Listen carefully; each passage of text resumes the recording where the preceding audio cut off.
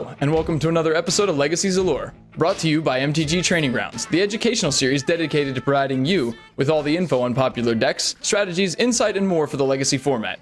I'm your host, Zachary Cuck. Today, I'm honored to bring you a guest who doesn't really need any introduction. That said, I'd like to highlight his accomplished career. He has a lot of impressive results, and they include 9 Star City Game Open Top 8s, 2 of which resulted in a win, 2 Star City Game Invitational Top 8s. He is a 2-time Star City Game Players Championship competitor and a 1-time winner. He has 2 Grand Prix Top 32s. His best finish was 8th at Grand Prix Dallas. He is a 2-time Magic the Gathering Pro Tour Top 64 finisher. His best was 24th at Pro Tour Prague. He writes for Star City Games Select and streams on twitch.tv under the username JimDavisMTG, where he showcases all of Magic's formats, including Legacy, Modern, and Standard. He frequently tests new brews voted on by his viewers. He has risen the ranks of the Star City Games Tour and is the reigning Star City Games Players Champion. Ladies and gentlemen, please join me in welcoming today's guest, Jim Davis. Jim, welcome to Legacy's Allure. Thank you for having me. All right. So, as of late, at least in Legacy, you haven't been playing the deck that we have you on for today, but you had a lot of experience, probably starting about 4 or 5 years ago, and a pretty good run for a while playing the Goblins archetype. Farther back than that. Oh, maybe even further than I realized. Me and Goblins go back really, really far, back to Extended. All the way to Onslaught? Yep. All right. Well, then it is fitting that you are here to talk about the Little Red Men of Legacy. So why don't you, let's kick things off. Why don't you tell me, what is Goblins? And I don't mean, what is it in sort of a philosophical sense, the deck? What is it trying to do, and what makes it a unique deck?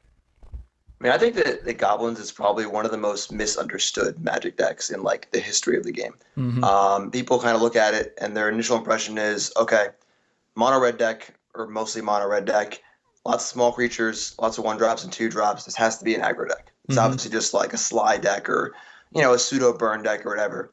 And in Legacy, especially, Goblins is a combo control deck. It is neither. It is not. It occasionally in matchups you'll have to be the aggro deck, but in almost all scenarios you are a resource denial deck. You are a kind of a combo deck where you you draw some cards and you kill some things like a control deck would, and all of a sudden you kind of just kill them out of nowhere. And the deck can play aggro too. It can play basically all the axes in Magic. It can be an aggressive deck, a control deck, a combo deck. You can kill out of nowhere. You can grind super long with Ringleaders and Gem Bomb Incinerators. And then in the combo matchups, which are usually not too great, you can always just lackey them on turn 1 and kill them on turn 3. So it having all of those axes available to it really makes it difficult to understand and difficult to play in a lot of ways as well, because you really need to know what axes you need to be on for each particular matchup. Okay, so I know you mentioned the lackey already, but there's actually a lot of working pieces in the deck. So in Legacy, tell us, what does the Goblin deck look like? What are the key cards and the really important spells? So the most important Goblin card by far is Goblin Ringleader. Without Goblin Ringleader, the deck would not exist. Mm-hmm. It's a Factor Fiction with a 2/2 body attached that has synergy with your deck. And I mean, with Aether Vial, it's insane. You outdraw almost every deck in the format. I mean, even the blue decks playing, Ancestral Visions or all these cards, they still can't outcard you, because you end up getting a Ringleader, which gets a Matron, which gets another Ringleader, which gets another Ringleader, and you end up just powering through your entire deck. So that's the card draw engine that makes the whole deck work. And that and Matron as well are the 2 cards that really, Matron can find you the Ringleader usually, or can find you Silver Bullets, or when it's time to switch into I'm going to kill you now mode, you have a War Chief in play, Matron gets Pile Driver, and you just kill him in 1 turn. Mm-hmm. Matron also can get bullets like Sharpshooter and stuff like that, which is really cool. So those are the 2 definite core cards in the deck.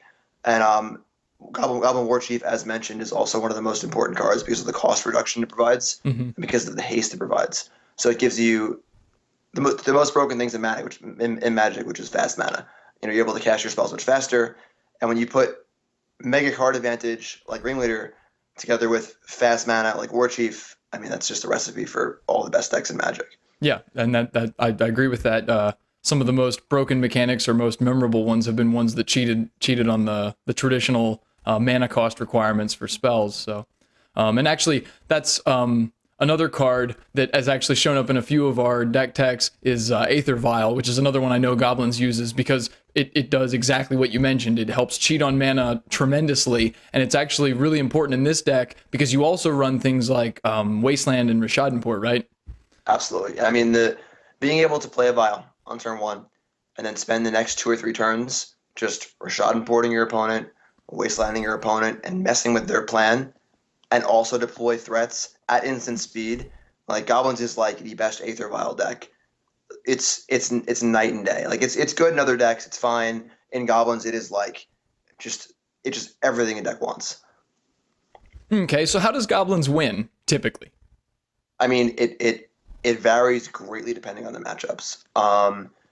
Basically, if you're playing against like an aggro deck, you are the control deck. It is your job to block, play Mogwar Marshal, make some tokens, chump block here and there, and use your cards like Gem Palm Incinerator, Goblin Matron, and Goblin Ringleader to kind of recard back up. You cycle a Gem Palm, kill over a creature, draw another card. Now you have 2 for 1.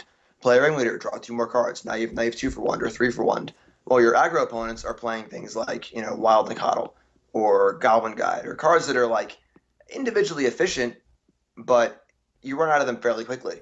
And Goblins is a deck that never runs out of cards. So against aggro decks, you're the control deck. You're sitting back, you're killing things, you're trying to disrupt, and you're trying very, very hard just to stay alive as long as possible because your card advantage is so good. Mm-hmm. Against combo decks, you're the aggro deck. Your goal is to lackey as soon as possible, Goblin Pile Drivers, Goblin War Chiefs. Your Ringleaders and Matrons become less important because they're slower cards, and your cards like Wasteland and Goblin Lackey and your early disruption and early drops are the most important things. Pile Driver being the most important card because it kills so quickly. Right. Then when you play against a control deck or a slower like mid-rangey deck, you just become a full value deck. Your card advantage outweighs them so well. You don't need to race. You can kind of just pace yourself. There's no reason to play like a kind of balls out aggressive strategy against them because you just kind of play your spells and value and draw some cards and value and Ringleader and value. And you hit the mid to late game and you've disrupted their mana and you have more cards than them. Mm-hmm. And you win eventually anyway. Kind of like your traditional control deck where you just sit back, kill stuff, and then win later. So how it plays out in every matchup is very, very different. And understanding that's one of the most important parts about playing the deck. Okay. So are there any variants to the Goblin deck? Like the traditional list I've seen is just a straight mono red deck, but I know I've seen ones that try and splash white occasionally, probably to help shore up some of the combo matchups, because I assume that's probably the worst matchups just because you don't have counter spells or the traditional disruption packages. So why don't you hit on any variants and why you would consider splashing colors or adding different cards to the main deck versus the sideboard and so on. Sure. So my usual build is mono red, splashing green for the card Tin Street Hooligan. There's usually a 1-of in the main deck and maybe 1-of in the sideboard depending on the metagame. It's a very, very light green splash. Occasionally it'll be like a Corrosion Grip or something, but for the most part that's it. And then I have also adopted the minor white splash as well, which comes in for Thalia, which is for against combo decks, Containment Priest, which is also good against some combo decks and other bad matchups, Elves, Dredge, things of that nature. And then occasionally you can throw a Rest in Peace in there, but it's usually not necessary. But so it's basically mono red with 2 light splashes, white for sideboard cards, and then green for a main deck card that doesn't actually need green mana to be cast. It just needs green mana to kill an artifact. And your Cavern of Souls can also provide that green mana as well. Right, because the stipulation is that you have to use green mana to cast Tin Street Hooligan, right? To get that shatter effect. Right, so you cannot use Tin Street Hooligan with Aether Vial, obviously, because you're not casting it. Right. And then with Goblin War Chief, it's actually an odd interaction where because Goblin War Chief reduces the cost to 1 red mana, you actually can't pay a green for it. So you can't actually use the Tin Street Hooligan ability with the Goblin War Chief in play, which does come up sometimes. Okay, so I guess there's some nuance to how you should sequence things depending on what you're playing against. And I mean, I get that's kind of a dumb statement. That's always true. You always have to think about how you're sequencing your things. But that's the type of thing that like may not come up until it's too late, and then you realize, oh gosh, I've botched this. Now I'm stuck behind. He has an ensnaring bridge, and I'll never get out. Type thing. Right. Yeah. Often in the matchups where artifacts are relevant, was usually be Stoneforge matchups. Mm-hmm. Those are the matchups where if there's a War Chief in play, you're probably fine anyway. Mm-hmm. So like, it's kind of like I have a War Chief in play. This is fine. But usually they kill it on sight, or if they have a Jit in play, The first thing Jit's going to do is kill the War Chief, Right. and then you're free to play your 10 Street Hooligan. So I mean, there definitely were corner case scenarios where that would come up, but for the most part, you'd be pretty apt to either. I mean, dream scenario is having War Chief in play and having it be unimpeded. I mean, Yeah. that's your goal. So if that's happening, great. And if it's not, then you can deal with things you need to. And of course, you have the backdoor option of sacrificing the War Chief to a Skirk Prospector, which you can tutor up. Or if you really need to, you can like Gem Bomb Incinerator it, or even sack it to Siege Gang. Okay. Yeah. So you have some outs there. That's Yeah. good. All right. So why do you choose to play Goblins? What makes this deck appeal to you so much? I mean, for a long, long time. I mean, I played this deck for a super long time. I've been off it for the last year or so. I feel it's fallen a little bit out of favor. It's just a sliver below like the power level needed to compete in Legacy. Because also some of your combo matchups are rough. But for many, many, many years, I mean, my Goblin deck just never changed. I mean, I played Goblins in Grand Prix Chicago in maybe like '08, I think, or '09. Yeah. And the list is very similar to the list that I would play right now if I could. The deck is just, it's very good because it like some decks just win fast. If they if all things considered, you have a bad matchup, you can just win. Like Andrew played Infect in Modern this weekend, Andrew Jessup, and he said, well, you have bad matchups, but you just kill them on turn 3 sometimes. It's just it just happens. So the deck's fast enough to do that, but it's slow enough where it's like a control deck where I feel like I'm very in control of my games. Like Goblins is a very, very difficult deck to play. And I think it doesn't really, that's part of why it's misunderstood, as it looks kind of like, oh, you're just playing red cards, whatever. But like it's very, very difficult to manage your roles, you have tutor effects in your deck, you have all this card draw. So that appealed to me because it was a deck with a ton of play to it. You drew a lot of cards. You were very in control of your games. You were very much like, if you lost the game, you'd probably be like, man, maybe I shouldn't have done X, Y, Z on this turn, So it was appealing to me in that regard. And honestly, like, it worked out really well because I felt like the best players in the room in a Legacy tournament would usually be playing the card Brainstorm. And they'd usually be playing it in some sort of like, be it Countertop or Miracles or, a Delver deck or whatever these decks are with Force of Will and Brainstorm. They're kind of like, the better players would gravitate to. And Goblins would just eat those decks alive. Yeah. Like I would go like 5 tournaments in a row where I'd play Jerry Thompson at every event. And like, he's definitely better than me at Magic, but he'd be playing some crazy, blue Delver, whatever, Niv Magus Elemental or Death Shadow, whatever dumb blue deck he was building, at the time, and it could just never beat the Goblin deck. Right. So it was the perfect space of like being a very complicated, intricate deck that no one was really respecting or kind of paying attention to, that was very, very good against the decks the best players in the room would play. Yeah, I've definitely heard some of the few people I've met who actually play Goblins say that just like you said, it's a really common misconception to think it's like an aggro deck because I mean that is the history of like mono red decks is for the most part they play Goblins because they want to attack a lot and they want to attack early, but the pieces in the deck, and I'll say this again for the viewers, the most important pieces, like Jim alluded to, are I think Goblin Matron is probably like the most misunderstood card of the whole bunch because a 3-mana tutor on the surface seems like horrid, but it's actually incredibly powerful because your deck is full of all these like utility guys in conjunction with the like super powerful ones like Pile Driver. Or super damage powerful ones like Pile Driver that like it gives you the ability to keep pace with virtually anything if they're trying to do the same thing like play creatures and attack and block and all that kind of stuff. So right. The thing is that Matron costs 3 on the surface, but when you're vialing it in, right, or it costs 2 with the War Chief in play, it's the cards are better than they look. It's definitely a synergy deck like through and through. Yeah, and that's probably part of the misconception too, is like Legacy for the most part is like, at least currently, is chock full of cards. Like most of the decks are like really powerful individual cards in a deck. There's not a whole lot other than like maybe Elves that's like super synergy driven that that sees a ton of play. Where like you have to have all the pieces interlocking to be greater than the parts. Right. Everyone sees Delver Secrets and Tarmogoyf and thinks that's how Legacy works, right? These cards that are like ridiculously undercosted and they're just like Clydesdales that work all on their own. That something like a what's the little one that the Skirk Prospector just doesn't doesn't appear to be pulling its weight. Not even playable in Yeah. But here it's like a supreme mana engine that gets you there. All right, so what decks is Goblins best against? Like we've sort of talked about what its strengths are, but like let's pick some key matchups where like you basically just can't lose. What do you always want to play against when you're playing Goblins? I mean, I would always say, again, this is more true back in the day when the format hadn't kind of caught up a little bit as far as power level goes. But I would always say that Goblins only loses to combo and engineer plague. Like if you played the deck well and you were properly prepared for what you're planning on seeing, and you played the deck well and you knew your matchups, you should beat any aggro deck, any control deck, any mid-range deck, because they just could never keep up with your cards. They could never kill you fast enough, and your mana denial was just so good against them.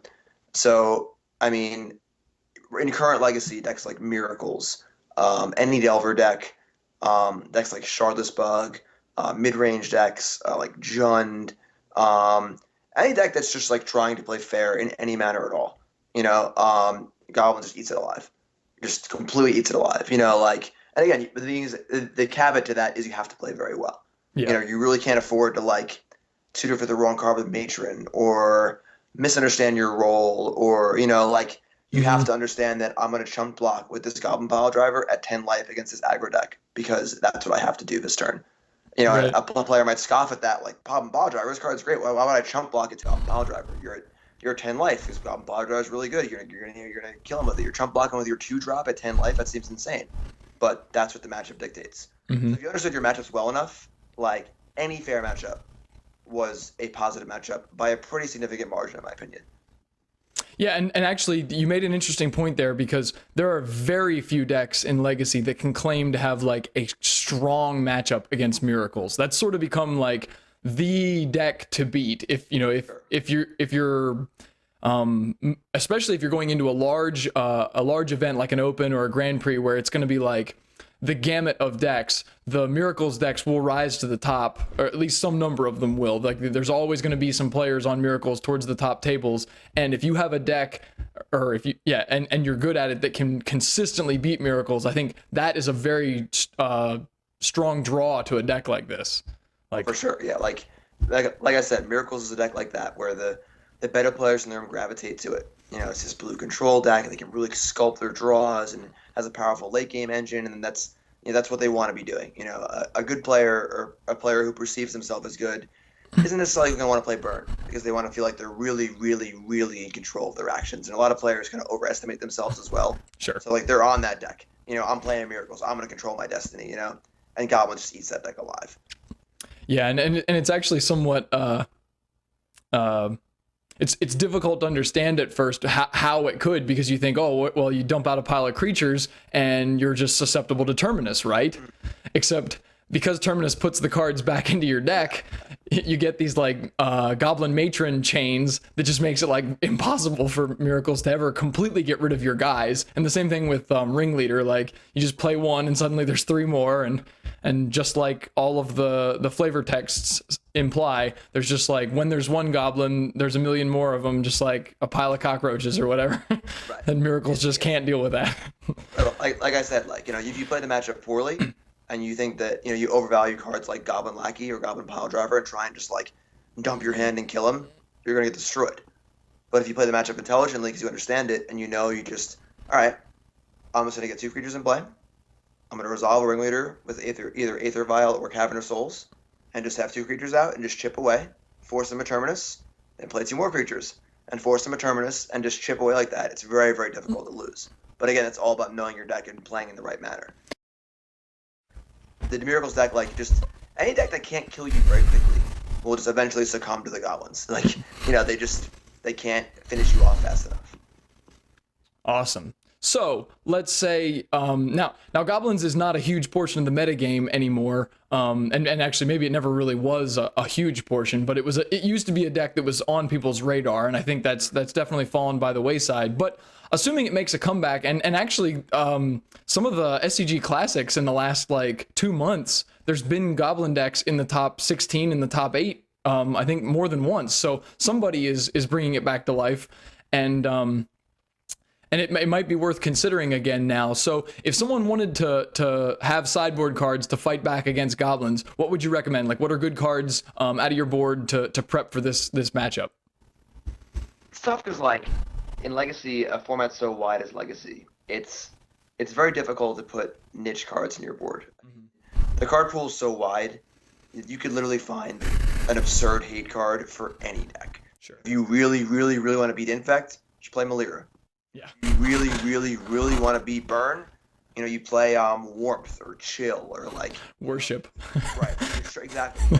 And like for goblins, I mean, cards like Engineer Plague, cards that really stop you from building a board, things like that, are powerful. But it's hard to play at least more than one of a card like that. Right. I played Sultai Delver at the Classic yesterday, which actually a Goblin deck top 8'd.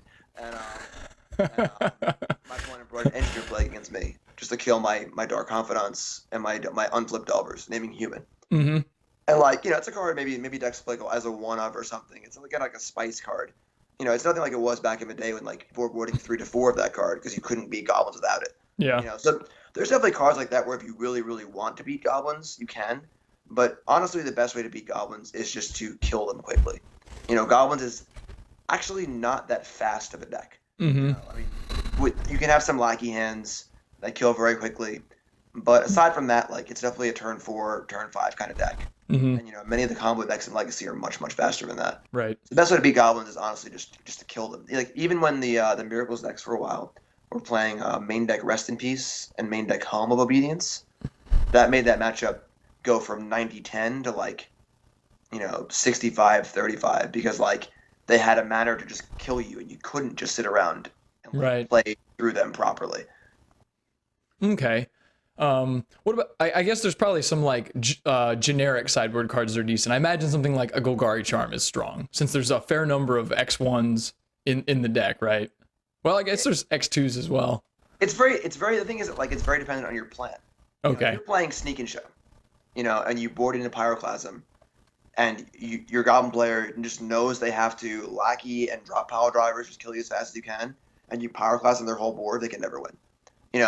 But if you're boarding in Pyroclasm as, I don't know, a Miracles player splashing red, right, or whatever, it's not really going to do that much because they're just going to rebuild. It's the thing about Goblins is that it's very, very dependent on its own plan and the deck it's playing against plan and how they adapt to each other.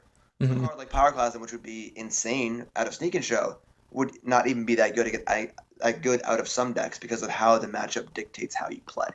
Okay. So it's tough except for very specific cards like I guess Chill. Yeah. Engineer Plague. I think it's like Knight of Soul's Betrayal as a corollary.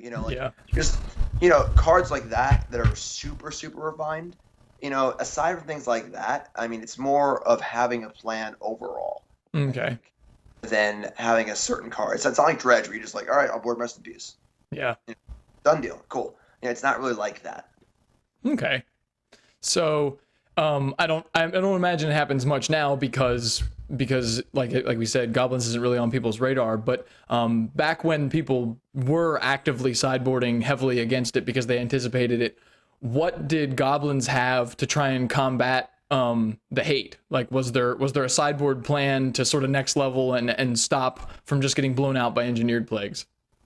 I mean, a lot of times it was the basic forest for naturalize, plains for disenchant, stuff like that. Just actually kill it.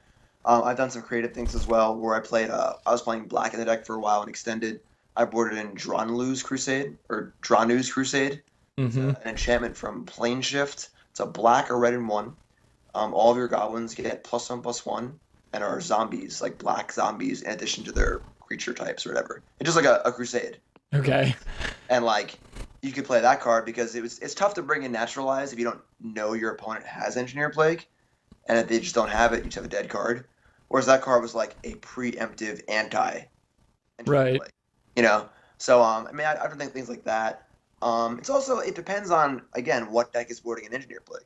If it's a deck where like a control deck, like a countertop deck, or the older Psychotog decks or blue-black control, or whatever it is, mm-hmm. a deck that's going to keep the board relatively clear anyway. you need 2 plagues. One won't do it. Yeah. Because you'll just get a War Chief in play, get some pile drivers in play, and kill them anyway. Mm-hmm. But if you're playing a matchup like Zoo, or a matchup that's predicated on blocking and stuff like that, a card like Engineer Plague is very, very good. Mm-hmm. It's almost impossible to beat. If your opponent's playing Tarmogoyfs and creatures, and you have to try and play Goblins against an Engineer Plague, you really can't win. Because you can't effectively block, which is the biggest part of your strategy. Okay. All right, so let's say someone's getting into Legacy, and I mean, there's some cost barrier in the lands, but in general, I think most of the goblins are relatively cheap to acquire. So this seems like a deck that, like, assuming you had a little bit of a budget, you could put it together relatively inexpensively, and you're trying to sell someone on why they should give goblins a spin. Like, what would you tell them, and why would you recommend it? Like, and actually, what type of player would you recommend it to? I mean, Goblins is definitely still fun. Like, I have played it in a Classic here or there. I am very scared of combo decks. There've been a lot of combo decks lately, so I've kind of been like gravitating towards like, more Force of Willy decks just because it sucks to lose the combo.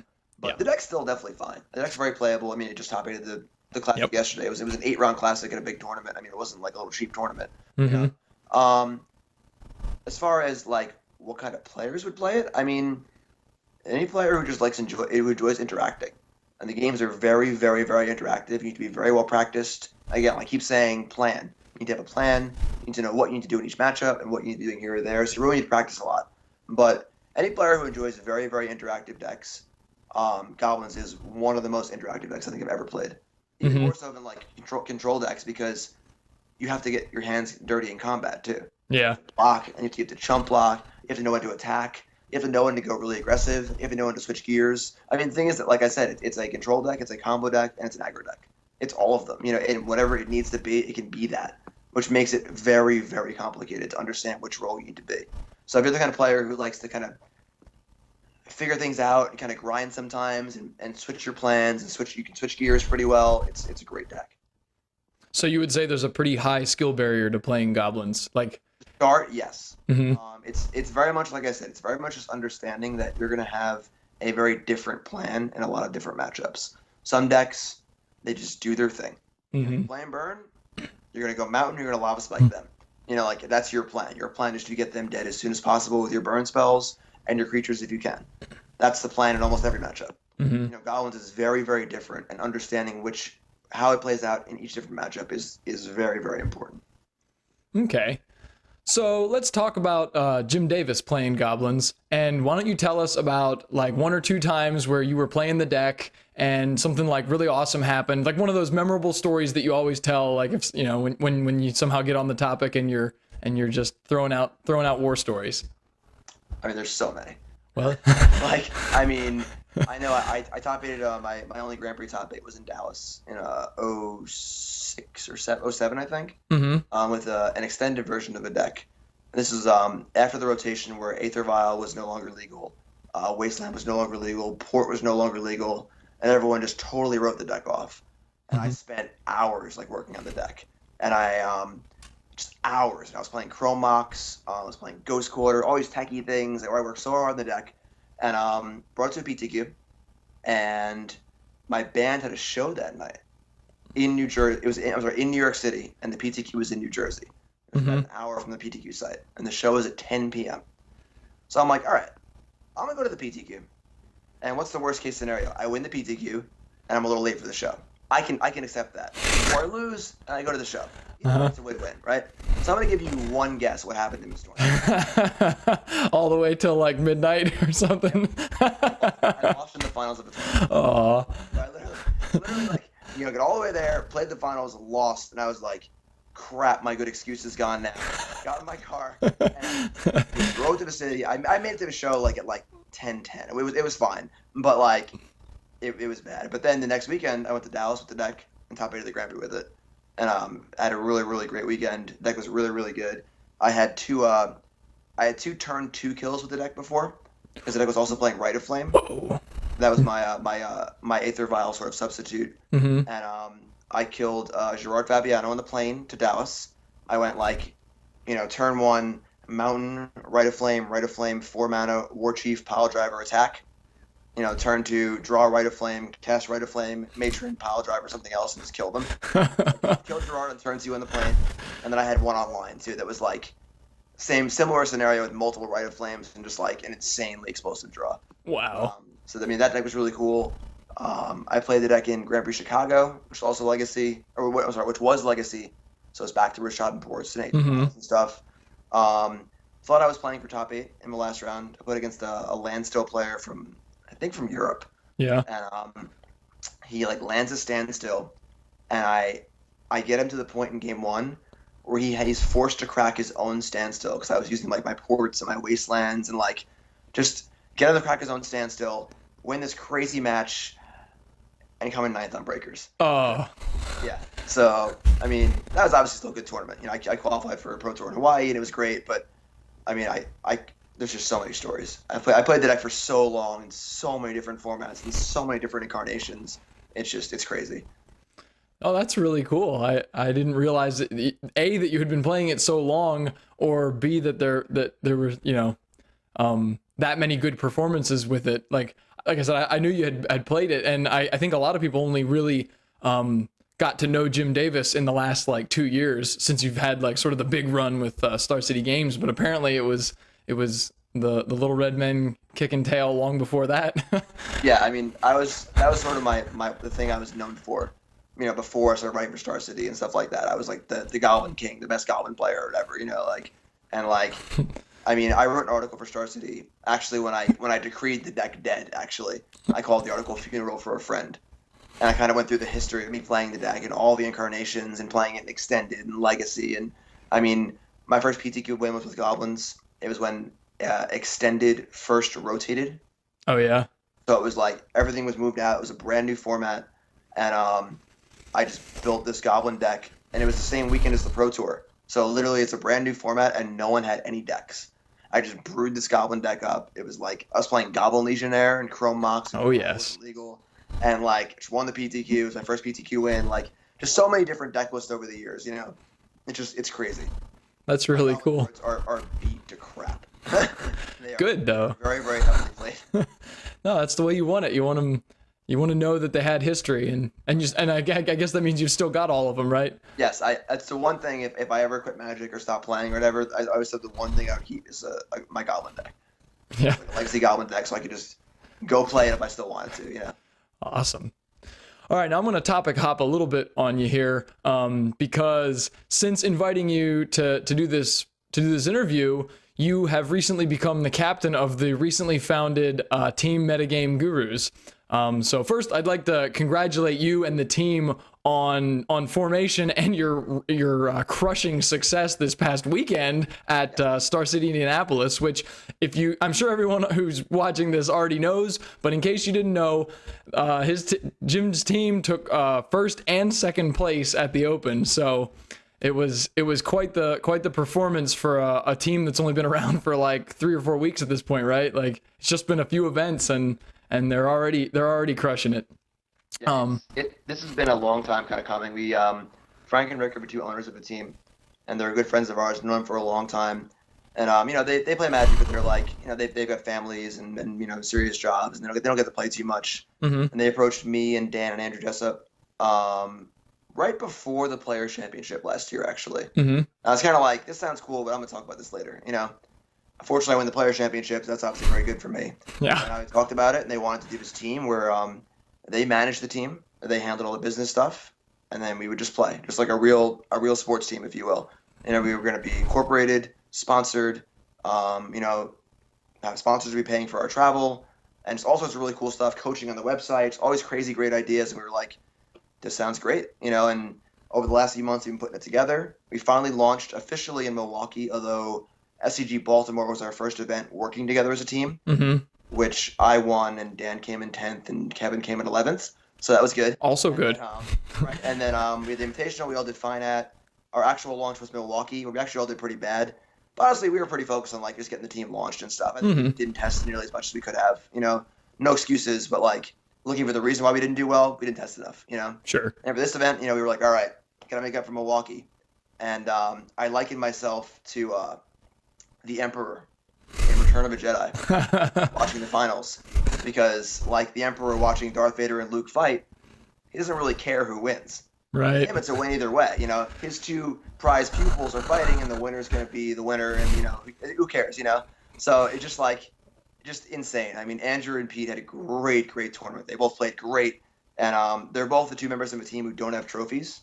So like, we were very happy to see them doing well. It sucked only one of them could win, obviously, but I mean, we're so fortunate to have done so well. I mean, like, to have two of your players meet in the finals of a huge event like this, everything has to go right.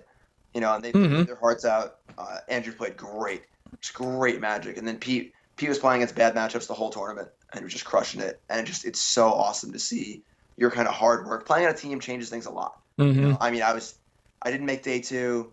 You know, I was playing. I did a legacy event. I top 8 the legacy event, but like, I didn't care. You know, my heart and soul was in the feature match area with them. You know, did they do it? Did they top 4? Did they make it? You know, so playing with a team creates a whole different dynamic. And then of course there's a financial aspect as well of like being sponsored and kind of like being on the forefront of this like new idea of esports and trying to get sponsors and make money and monetize it and stuff. And like, it's just a very big, exciting project. And as you can tell, I'm just excited. I just can't stop talking about it. No, yeah, that's great. I was, at first I wasn't sure if it was just like another one of those, you know, the teams where the guys are going to have matching shirts. But it turns out it is far more than that. Yeah, I mean, that was actually our goal. And basically the pitch that Frank gave me was just like, listen, I mean, not to disparage anybody, but all teams in Magic right now are literally just biker gangs. They're just guys wearing matching T-shirts. You know, there's no like, I mean, yeah, they're good players, and they're, you know, I'm sure they're all cool guys, and they're good friends and stuff. But like, they're just guys wearing T-shirts. You know, and like, we can do so much more. Sports is just like, it's on ESPN. Esports is picked up by Yahoo, and Budweiser sponsoring some esports. You know, it's just crazy. You know, and like, and Magic's fallen behind in that a lot. Cedric has done such a good job with the SG Tour. And Cedric's got big plans, you know, like he wants to take over the world, you know, and like, and you know, he wants sponsors, he wants tons of money, he wants everything. And like, seeing that and combined with like how great Magic is and this untapped potential and all this stuff, it's just like a perfect storm of like, hey, why aren't we doing this? And a lot of people have been like, this idea is great. Why didn't anyone do this before? And we're like, yeah, why didn't they? You know, it's been really great. The response from everyone's been amazing, and it's just been really awesome. And it's like week 3 or something, you know? Yeah. Must be something about Goblins players and wanting to take over the world. Oh, sure. Cedric being another face, right? Cedric is also a fellow Goblins player. Cedric, Max Teets, another noted Goblin player. And then my buddy Charles was the one who actually like was my Obi-Wan when it came to Goblins. He was the one in Extended a long time ago.